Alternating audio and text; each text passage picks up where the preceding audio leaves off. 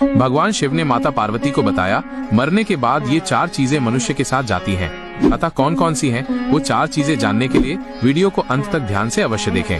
हिमालय की गोद में कैलाश पर्वत की शीतल छाया में एक दिन माता पार्वती ने भगवान शिव से अत्यंत गूढ़ प्रश्न पूछा। स्वामी, सब लोग कहते हैं कि मनुष्य खाली हाथ इस संसार में आता है और खाली हाथ ही चला जाता है, परंतु मेरे मन में ये जिज्ञासा है कि क्या वास्तव में ऐसा ही है? क्या सचमुच मृत्यु के बाद कुछ भी साथ नहीं जाता? भगवान शिव मुस्कुराए। उनके नेत्रों में असीम करुणा और अनंत ज्ञान की आभा चमक रही थी। शिव बोले, देवी, ये संसार मोह और अज्ञान से घिरा हुआ है। मनुष्य केवल वही देखता है जो आंखों के आगे है, शरीर को ही सत्य मानता है और यही सोचता है कि मृत्यु के बाद सब यहीं रह जाता है, परंतु ऐसा नहीं है। गरुड़ पुराण और वेद शास्त्र स्पष्ट रूप से बताते हैं कि मनुष्य जन्म लेते समय खाली हाथ नहीं आता और न ही मृत्यु के बाद खाली हाथ जाता है।